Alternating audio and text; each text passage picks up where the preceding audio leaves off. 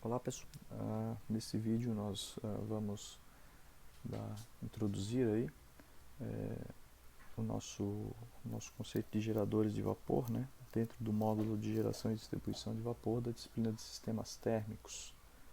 Okay? Começamos de imediato falando do conceito de geradores de vapor. Eles nada mais são do que trocadores de calor, né? Então, lá da disciplina de transferência de calor e massa 2, vocês conheceram o conceito de trocador de calor, mas o gerador de vapor é um tipo específico de trocador de calor. Ele pode ser interpretado como um trocador de calor complexo, né, especial, porque ele tem, de um lado, uma corrente, né, a mudança de fase de um líquido para um vapor, e geralmente esse líquido é a água, pelo fato de ser um líquido disponível, né, geralmente disponível e pela capacidade que a água tem de transportar energia, conteúdo energético. E do outro lado nós temos combustível com ar, uma reação de combustão e a formação de gases de combustão. Então por isso, por essas questões, né, que o trocador de calor, gerador de vapor, ele é peculiar, ok? Eu costumo dizer que a caldeira, né, a caldeira é outra denominação que a gente dá para gerador de vapor. Então, ora eu posso me referir à caldeira e ora gerador de vapor. Isso é muito comum, né, no meio, né? Você utilizar a expressão caldeira, né, para quando está se referindo a geradores de vapor. E de um lado do gerador de vapor, que é o lado da combustão e a geração dos gases, você tem algo semelhante, né, ou idêntico, vamos até dizer aí, a uma churrasqueira, né? Uma churrasqueira onde você coloca lá o seu combustível, carvão, lenha, queima, gera gases de combustão. Esses gases de combustão vão ali queimar, vai assar o seu churrasco e depois eles vão ser liberados na atmosfera com o auxílio de uma chaminé. Então, de um lado da caldeira a gente tem isso, do outro lado nós temos a água que entra líquida, vira vapor, eventualmente sendo superaquecida também. Então ali nós temos uma, uma panela de pressão, né? Uma panela de pressão, você tem uma cocção controlada, né, onde você tem uma válvula no ponto superior, geralmente, né, que você controla ali, uma válvula para controlar a pressão, né? Então a mesma coisa acontece com uma caldeira, você precisa também de uma válvula de controle de pressão, de operação dessa caldeira, tá? Bem, as aplicações de caldeira, gerador de vapor, nós temos uma infinidade e por isso que isso é tão estudado, né? E a gente precisa, como engenheiro de energia, conhecer um pouco disso, né, de geradores de vapor. Quais são as aplicações? Existem mais, né, do que as que estão colocadas aqui, estou apenas colocando algumas delas. Então a primeira que nos vem à mente, até pelo fato de a gente ter feito uma revisão do ciclo de Rankine, é a geração de energia, né? Então, você utiliza uma caldeira para extrair energia química, um potencial químico energético armazenado num combustível, através da queima desse combustível, por exemplo. E com isso você usa essa energia, né, conteúdo energético, encaminha para uma turbina e extrai energia mecânica daquilo, né? E essa energia mecânica depois pode ser convertida em energia elétrica e depois ser encaminhada, né, para uma linha de transmissão. Outra aplicação é a esterilização industrial, uso de autoclaves, né? Então, em processos industriais é muito, em alguns processos, né, é interessante que você tenha alguns componentes, né, esterilizados. Então é comum também, né, esterilização industrial. Cocção, em alguns casos, né, cocção utilizando caldeiras, né, então cozinhas industriais você pode encontrar. Sistemas de calefação. Então aqui nós temos aqui, deixa eu colocar aqui. Então aqui nós temos questão das autoclaves, né? Autoclaves. Aqui em cima nós temos outro exemplo aqui, que é a calefação. Então nós temos aqui um sistema, tem uma caldeira, né, queima, uma chaminé, né, queimando combustível aqui uma água, steam boiler, né? Formação de vapor. Esse vapor pode ser levado aqui por um radiador no ambiente, ser controlado, para controlar para aquecimento, né, de um ambiente. Então esse tipo de coisa é pouco comum no Brasil, até porque nós somos um país tropical, né? Agora, o uso de sistemas de calefação é comum em países frios, até sistemas de calefação centrais de cidades, né? Então, por exemplo, em Nova York, existem sistemas de calefação central, que você pode comprar, então, né, essa energia, esse vapor, e para abastecer sistemas, para edifícios, né? Então, quando a gente vê nos filmes lá em Nova York, aquela fumaça à noite saindo, né, de bueiros, isso ali pode ser dos sistemas centrais de geração de vapor, tá? Outra questão, eles são utilizados também em processos químicos. Então, tudo que você imagina que pode precisar de vapor com pressão e temperatura controlada, vai passar por essa geração de vapor, né? Tá, okay? E existem muitos processos na engenharia que você precisa disso. Indústria química, indústria farmacêutica, indústria têxtil, e aplicações comerciais em hotéis, hospitais. Então é por isso que é tão comum, né? E não só vapor, mas também água a alta temperatura, né? Então, muitas vezes se dá a denominação também de caldeira para equipamentos que produzem água a temperatura controlada, a alta temperatura, né? Outra aplicação em sistemas de transporte navais, isso aqui já está mais em desuso, né? Mas você teria também caldeiras aí que poderiam utilizar, né? Queima de combustível, uma caldeira que poderia ser utilizada para acionar uma hélice, né? Para dar propulsão em uma embarcação, por exemplo, né? E várias outras aplicações aí. Bem, como eu falei, então nós temos várias aplicações, e o fato de você ter várias aplicações de diferentes naturezas, de diferentes particularidades, fazem com que você, naturalmente, podemos imaginar, né, que um tipo de caldeira só não seria apropriado, o mesmo projeto de caldeira para atender todas essas demandas, né, essas especificidades. Então, é natural que você tenha diferentes tipos de caldeira projetados por engenheiros, né, que oferecem vantagens e desvantagens dependendo da aplicação, da faixa de capacidade que você precisa, entre outros critérios. Tá? Então aqui eu vou dar uma pincelada sobre algumas das características que podem ser utilizadas para você classificar uma caldeira. Então o primeiro ponto aqui que a gente observa é quanto à disposição dos fluidos, né? Se a minha caldeira é flamotubular ou se a minha caldeira é aquatubular, tá? Isso aqui tem a ver com o fato de veja que a gente falou que a caldeira tem de um lado água, então vou sempre falar água, né? Assumindo que a água é o fluido geralmente utilizado. Então de um lado é água e do outro lado é gás de combustão, né? Combustível, ar, né? Então, se eu tiver gás de combustão passando por dentro dos tubos, ou a queima acontecendo por dentro dos tubos, combustão, né? Eu chamo ela de flama tubular. E se eu tiver ao contrário, a água e o vapor passando por dentro dos tubos, eu chamo de água tubular, tá? Então, o que passa por dentro dos tubos, o que me resta é o oposto, né, que vai passar por fora dos tubos, né? Então aqui eu tenho uma figurinha que mostra a queima aqui do combustível, os gases de combustão passando por dentro dos tubos, saindo por aqui. Então, isso aqui é uma caldeira flama-tubular. Nós vamos falar mais detalhes dela adiante, tá? Quanto à fonte de energia, né? Então, da onde que eu extraio a minha energia para gerar o vapor, né? Então, posso ter extração por combustão, que é o mais comum e é onde a gente vai dar ênfase aqui no nosso curso. A combustão de vários tipos de combustível sólido, líquido e gasoso. Tá? Outra possibilidade é se eu estiver utilizando uma caldeira elétrica. Então, aqui ao lado eu coloco dois tipos de caldeira, né? Trouxe para ilustrar. Então, caldeiras elétricas, aqui nós temos uma caldeira, tem alguns tipos de caldeira elétrica, que é uma caldeira elétrica que funciona com resistência. Então, eu tenho uma resistência que é colocada aqui dentro, né, desse vaso, aí ela é acionada. Então, à medida que ela esquenta, aqui vai dissipando calor e vai fazer essa água mudar de fase, né?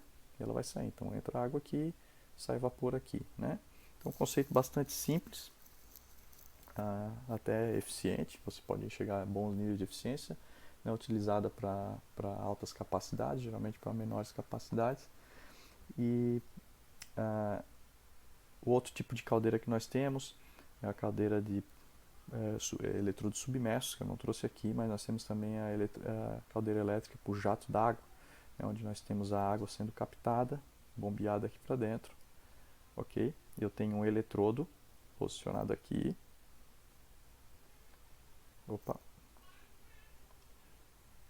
um eletrodo aqui, e eu tenho outro eletrodo aqui, né? Então aqui é um eletrodo, desculpa, e aqui outro eletrodo, certo? O que acontece? A hora que eu jogo água aqui, esses dois eletrodos, né, um eletrodo e um contra-eletrodo, desculpa, tem uma diferença de tensão, né? E à medida que a água incide aqui, ela rompe, né? Esse dielétrico, transmite uma corrente, e esse aquecimento pode ser tal, né, que vai fazer essa água mudar de fase e virar vapor. Então esse é o princípio de funcionamento, tá? Nós temos também, como eu falei, caldeiras com eletrodos submersos, que também são com eletrodos, só que não tem esse jato, né, d'água, né? Primeiro tem dois eletrodos, e à medida que o nível da água sobe e desce, ela fecha, né? Então podia imaginar essa água subindo, ela fecha o contato, isso vai fazer com que corrente circule aqui, aquecendo essa água, promovendo a sua formação do vapor, né? Então são princípios aí até de certa forma semelhantes do jato d'água. Essas caldeiras elétricas, elas são utilizadas em situações que a gente pode imaginar que não é para geração de energia, né, elétrica, porque não faz muito sentido, né, você utilizar uma elétrica para gerar energia elétrica. Mas elas são utilizadas eventualmente quando você tem pouca disponibilidade de outro tipo de combustível, tá certo? Ou quando você tem em alguns lugares uma restrição de legislação mais forte, né, com relação à emissão de gases de combustão, por exemplo, né? Então, alguns exemplos onde você pode utilizar a caldeira elétrica, né? Porque a eletricidade custa caro, então geralmente vale mais a pena você utilizar outro tipo de forma outra fonte de energia para acionar, né, para formar o teu vapor. Uma outra classificação que nós temos aqui são caldeiras de recuperação. Então, as caldeiras de recuperação são utilizadas quando você tem, por exemplo, um calor de processo residual, né? E esse calor de processo residual ainda é significativo e você pode usar para gerar vapor, né? Então, um exemplo clássico é a combinação de um ciclo Brayton com um ciclo de Rankine, tá certo? Então, no ciclo Brayton você tem um compressor, uma câmara de combustão, uma turbina, né? Calor, combustão, aqui o compressor, né? E daqui, então o ciclo Brayton aqui é com ar, tá certo? Então o ar entra, você tem a compressão desse ar, aqui tem a combustão, uma câmara de combustão, depois você expande isso daqui e retira trabalho. Então é um ciclo tipo Brayton, né? Só que um dos pontos desse ciclo é que você ainda sai com alto conteúdo térmico aqui, ó, depois de expandir esse ar, né? Então você sai com ar a alta temperatura aqui ainda, por exemplo, né? E daí isso aqui você pode usar ainda para gerar vapor, né? Se você pegar esse conteúdo energético que está aqui e levar isso daqui para um trocador de calor, né? A gente pode chamar então de uma caldeira, por exemplo. Posso passar aqui numa turbina de novo, né? No meu condensador e na minha bomba. Desculpe a qualidade do desenho, né? Mas estamos fazendo aqui rapidamente, acho que foi possível entender, né? Então, se eu tiver aqui temperaturas de ar na faixa de 400, 500, 600 graus, isso pode ser utilizado, ainda tem um conteúdo energético, pode ser utilizado para formar vapor aqui, né? Por exemplo, um ciclo aqui Rankine ainda gerando energia. Então, esse tipo de ciclo combinado de recuperação ainda é comum em instalações de geração de vapor, né? Já está sendo disseminado, aí você já encontra em alguns lugares, né? Para geração de energia.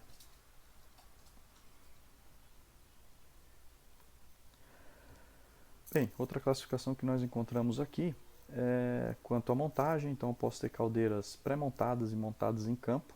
Então as pré-montadas são o que a gente chama de caldeiras compactas. E são caldeiras de prateleira, vamos dizer assim, né?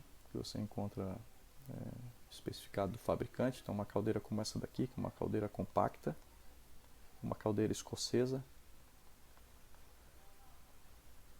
Você pode pegar o manual ou acessar lá o datasheet, né? Pegar as especificações dessa caldeira. Então veja que ela já vem toda montada, com todos os equipamentos necessários. Tá? Uma outra opção é você utilizar caldeiras que são montadas em campo.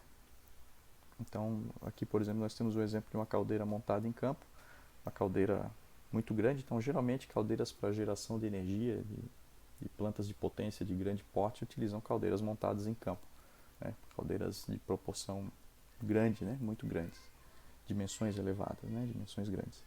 Enquanto que a caldeira compacta, a caldeira escocesa, pode ser utilizada para aplicações geralmente aí de geração de vapor, para as várias aplicações que a gente já comentou anteriormente, né?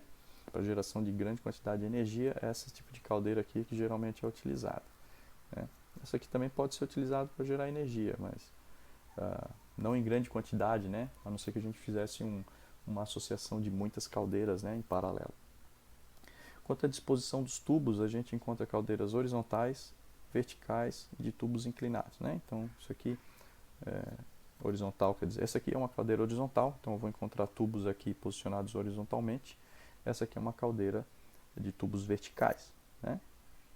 Então isso aqui também vai estar dependendo do tipo de aplicação que eu quero, do espaço físico que eu tenho, então, etc. Quanto à circulação de água, nós temos duas opções também. Grosso modo, nós temos a convecção natural ou via convecção forçada. Tá? Então, o que acontece? A água, quando ela vem para a caldeira, ela vem de fora. Então, por exemplo, num ciclo de geração de potência, que eu tenho uma figura, né, mostrando a caldeira, eu venho aqui, ó, tá vendo aqui, ó, isso aqui, ó, é a entrada do meu ciclo. Tá vendo? Então aqui eu tenho água, ó, deaerated boiler feed water, ou seja, a água que vem do aquecedor de água de alimentação, do deaerador. Se vocês lembrarem, o deaerador é um aquecedor de água de alimentação aberto, então, que nós vimos lá no ciclo de Rankine regenerativo, certo? Então essa água já veio aquecida, né? Teve uma bomba aqui que já botou ela no nível da pressão de alta, então já está pressurizada. Ela vem para a caldeira, né?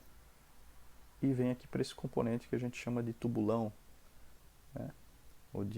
E depois nós vamos falar um pouco mais disso, tá?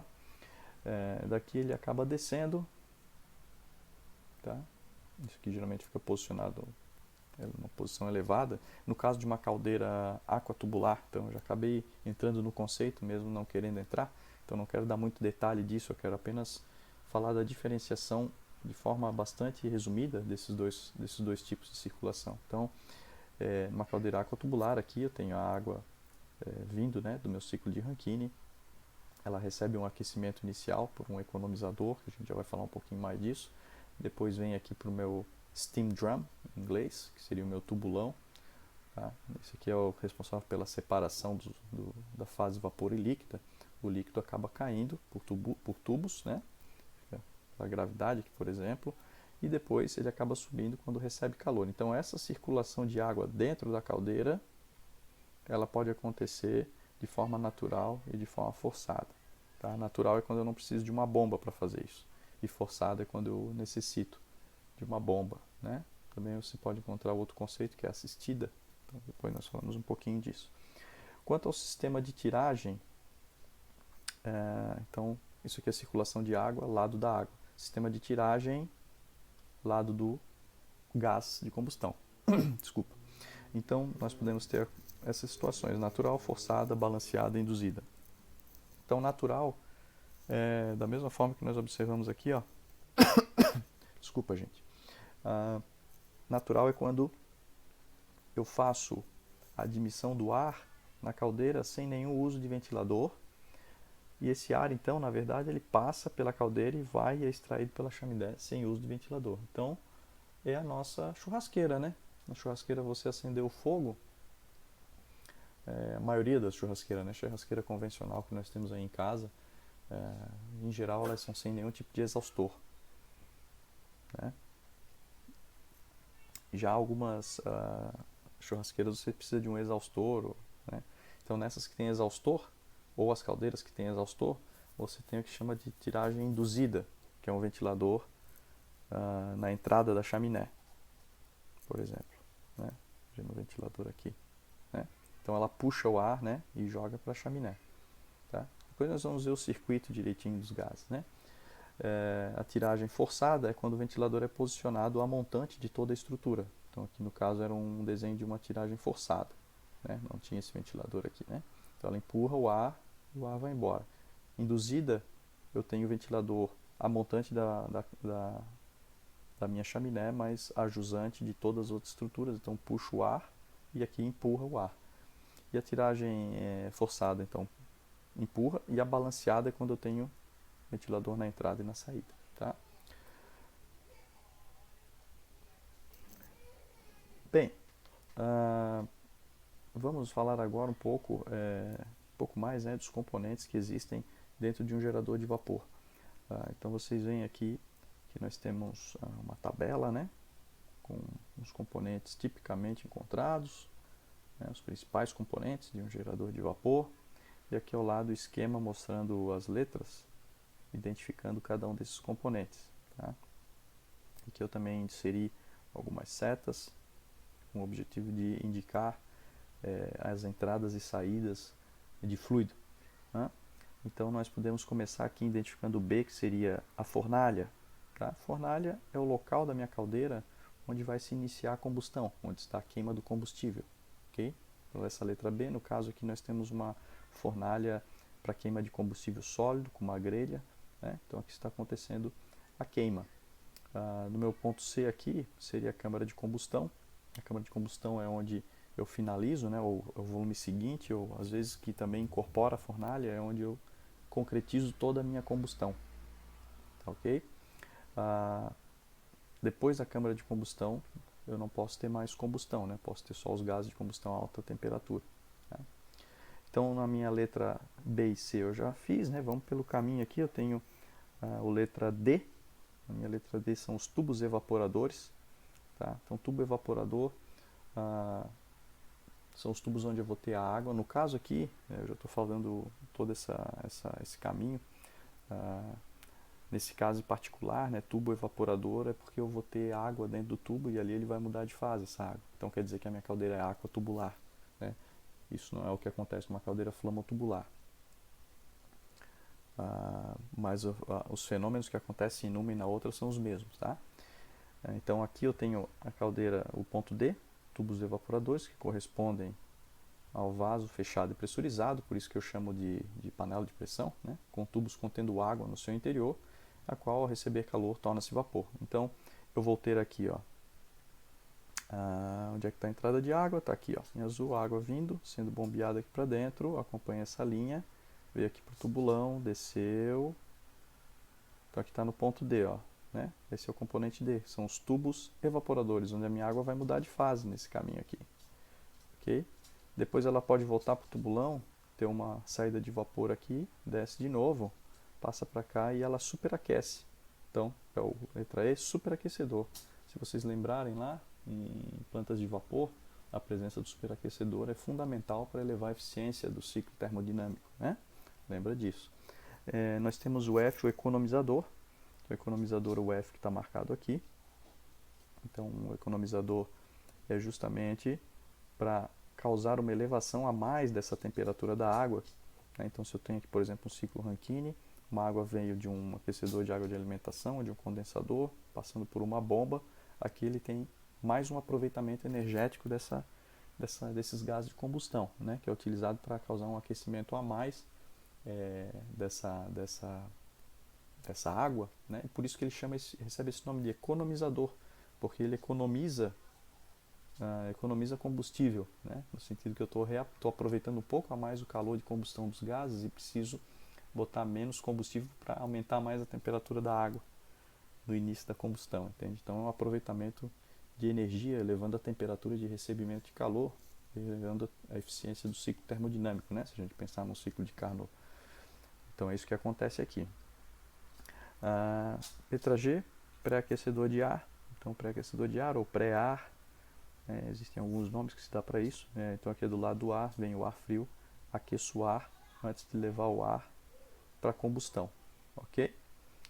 Isso aqui também aumenta a eficiência da combustão, porque eu venho com o ar mais quente, e se eu tiver uma condição mais quente aqui, também eu aumento a minha facilidade de botar isso em combustão, de eficiência da combustão. Para entender isso, é só você pensar, não sei se alguém já fez isso, né? Mas quem já fez churrasco aí e que o fogo estava com dificuldade de pegar, o fogo estava baixo, e daí se você abanar o ar, né? Você melhora, geralmente melhora, né? A combustão, então você aumenta o excesso de ar, a gente vai falar um pouco sobre isso também no curso. Se você fizer com ar quente, você vê que dá uma diferença bem significativa, né? A chama se propaga muito mais intensamente, com mais facilidade, né? Então, por isso que se pré-aquece o ar, porque você também ganha em eficiência de combustão. E a chaminé é o nosso último ponto aqui. Então, depois que os gases passaram por todo esse caminho, elas saem pela chaminé, né? Que a chaminé tem duas funções que eu diria principais, né? Uma função aí é a função de conseguir promover a depressão, né? Ou promover a movimentação de gás, né? Que é o que ela faz na churrasqueira. Promover a tiragem, que a gente chama. E a outra é promover também uma saída de gás com uma determinada velocidade aqui, de modo a causar uma dispersão dos gases, de modo a atender legislações ambientais. Tá? Então a chaminé ela tem que ser projetada com determinada altura e diâmetro para atender tanto as questões de movimentação de gás, quanto também as legislações ambientais e emissão de gases aqui, né?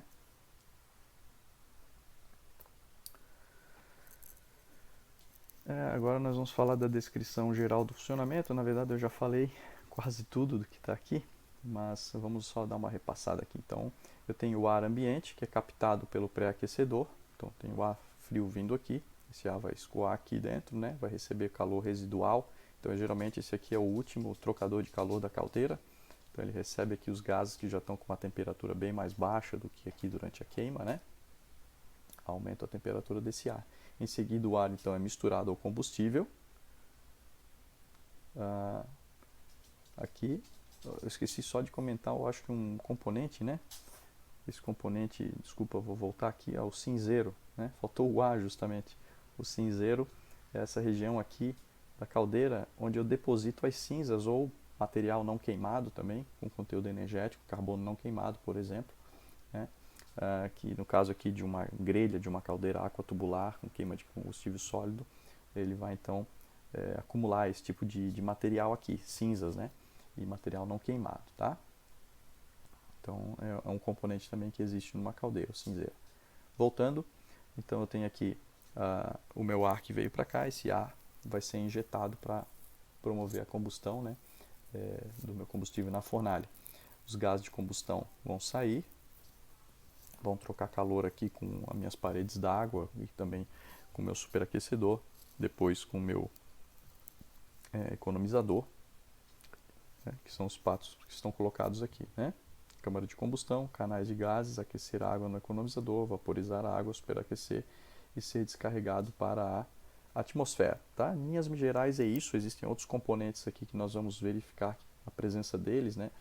No ciclo para tratamento desses gases de combustão de forma a minimizar os impactos na atmosfera, então limpeza, remoção de cinzas, lavagem dos gases, precipitador eletrostático, filtros de manga, são alguns tipos de componentes que são utilizados aí, ok? Circuito d'água, então lado da água, então já falamos sobre isso, né? Mas só dando mais uma ênfasezinha aqui. Então eu tenho a água que passa então pelo meu economizador, vai aqui pelo meu steam drum, tubulão, desce passa pelos tubo evaporador, retorna, pode ir para o superaquecedor se eu tiver superaquecedor e depois vai embora, né? Por exemplo, uma turbina se eu tiver na geração de energia. Tá ok, gente? Bem, dito isso, agora eu acho que é importante falar alguns conceitos aí que são interessantes na seleção de uma caldeira, né? Quando eu como engenheiro vou selecionar uma caldeira, o que é importante que eu tenha em mente? Tá? Então eu trouxe aqui alguns pontos que devem ser, nós não vamos aqui obviamente falar detalhadamente sobre eles e nem mas a ideia é chamar a atenção para cada um deles, o que você tem que ter em mente, tem que ter em mente na hora de tomar a decisão de comprar uma caldeira, de fazer um investimento em uma caldeira. Então, com certeza, um deles é a disponibilidade energética, quanto que eu vou precisar de energia, eu tenho energia disponível, que tipo de combustível eu tenho disponível, né? Que a gente já entra também nas características da energia, que tipo de combustível que eu tenho disponível, qual é o poder calorífico desse combustível, ok? Então são questões importantes que eu preciso saber na hora de selecionar uma caldeira, né? Pressão e temperatura do vapor. Qual é o nível de pressão e temperatura que eu quero atender, que eu vou gerar o meu vapor e que eu preciso fornecer para a minha aplicação. Variação da demanda de vapor. Se a minha aplicação ela vai ser uma aplicação mais estacionária ou ela vai ser uma aplicação com muita demanda, né, ou muito flutuante de necessidade de vapor, né? Isso vai afetar algumas configurações da caldeira, dispositivos de segurança que eu vou precisar a mais ou a menos, né? De controle também. Eficiência térmica desejável. Qual é a eficiência, né? Porque dependendo do nível de eficiência, tua caldeira vai ter mais ou menos componentes. Tá? Então, uma caldeira, obviamente, com uma eficiência térmica mais alta, vai ser uma caldeira mais arrojada, né? Com um projeto mais arrojado, com maior quantidade de componentes, com uma maior área de troca, possivelmente, né? Custos de instalação, operação, manutenção, o espaço disponível e a amortização do investimento. Então, questões aqui relacionadas à grana, né? Então, que eu tenho que levar em consideração também. Então, custo para instalação, operação e manutenção, né? Manutenção, se eu tiver que parar o meu sistema, se é uma caldeira que vai exigir muita manutenção, quando eu faço manutenção, eu tenho o custo da própria manutenção e tenho o custo de deixar parada a minha geração de vapor, que isso tem um custo também, né? Que eu deixo de gerar o vapor. Espaço disponível, se eu tenho uma sala de máquinas, onde é que eu vou estar querendo, imaginando que eu vou montar essa caldeira, né? Isso pode influenciar, por exemplo, se a minha caldeira vai ser horizontal, se vai ser vertical, e a amortização do investimento, né? Quanto tempo que eu também vou ter para pagar esse investimento, né? Para receber de volta, né, o meu investimento. Tá ok, gente? Aqui eu vou levantar aqui, destacar algumas palavras do vocabulário de caldeiras, que é importante já a gente conhecer. Então, uma delas é a superfície de aquecimento, né? Basicamente a área de troca de calor entre os gases de combustão e a água, né? Ou vapor d'água. Então, eu vou ter de um lado água, o vapor d'água, e do outro os gases de combustão. Então, como eu tenho esses dois fluidos separados, existe uma superfície que separa eles. Essa é a superfície superfície de troca de calor, ou área de troca, tá? Então, são informações muitas vezes informadas pelo fabricante, tá? A produção normal de vapor, ou seja, qual que é a taxa de geração de vapor que ela descarrega continuamente numa condição nominal, condição de projeto, né, de pressão e temperatura. Quanto que ela gera de vapor numa condição típica de operação, que ela deve operar, né, não numa condição limite, condição típica. Produção máxima contínua de vapor. Né, então, taxa de geração de vapor máxima descarregada de forma contínua. Qual é o máximo que ela conseguiria gerar de vapor? Então, geralmente, 10% superior, que é geralmente, né, um número de referência. Então, isso aqui é uma condição típica, né, de projeto, talvez numa condição até que ela dê máxima eficiência, e aqui numa condição de limite, né? Então, condição máxima de operação, que eu conseguiria de forma máxima fornecer esse vapor aí, numa determinada condição de pressão e temperatura, né? A qualidade de vapor, se esse vapor é saturado, se esse vapor é superaquecido, qual tipo de vapor, né, que ela consegue fornecer. Isso certamente também está associado à quantidade de componentes que ela vai ter, se ela vai ter um superaquecedor ou se ela não vai ter.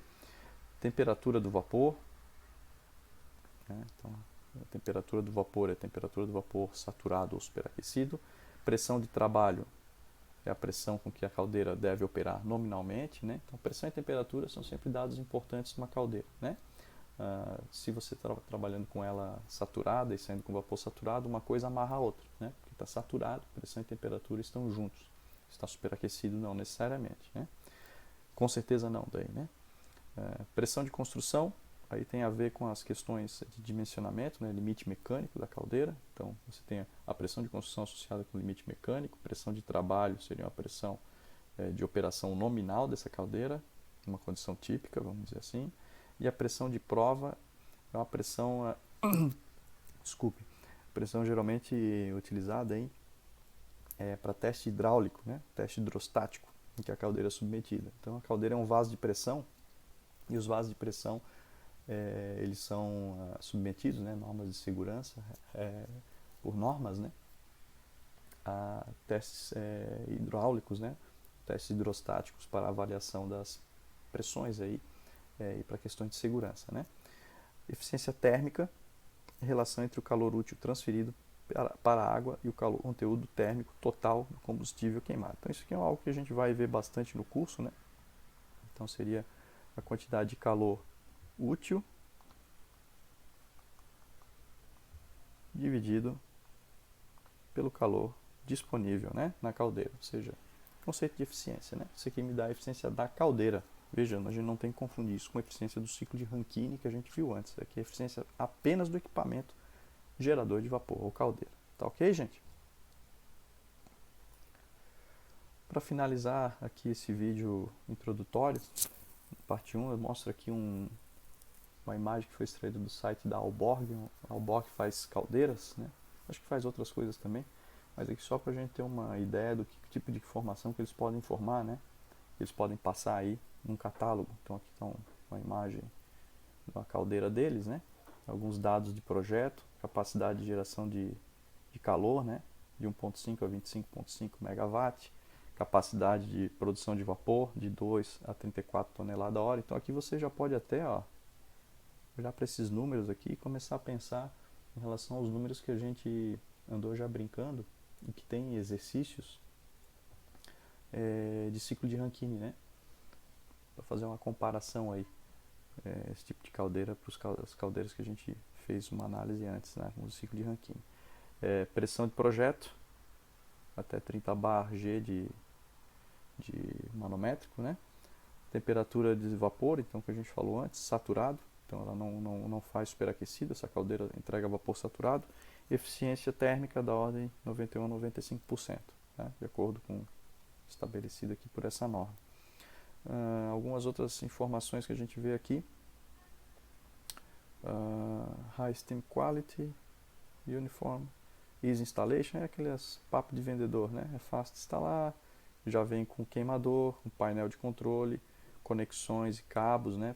Então isso aqui é uma caldeira do tipo flamo-tubular e uma caldeira flamo, né? Tubular, escocesa ou compacta, né? Então geralmente essas caldeiras já vêm, aquelas caldeiras de prateleira, né, que a gente comentou antes, então ela já vem com vários equipamentos. O boiler é eficiente, né? O vapor é seco, saturado. Você também tem a opção de incluir um superaquecedor. Acessórios: o boiler ou queimador, ou o gerador de vapor, né? Boiler, caldeira.